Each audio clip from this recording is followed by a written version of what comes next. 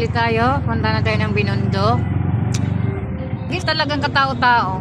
Promise. Tao. Paano siya nagtao? May tao. Ayaw na sumakay. Wala pa lang pasahero. Mga lang di umiikot. Ikot lang, mamasyal. Ayan guys. Talagang nakakatat na. Halos araw na ganito. Ayan, walang income. Wala talaga. As in, kasi ito kung hindi holiday, bagyo. Kung wala namang bagyo, pasahero, ayaw naman sumakay. Okay lang. Laban lang.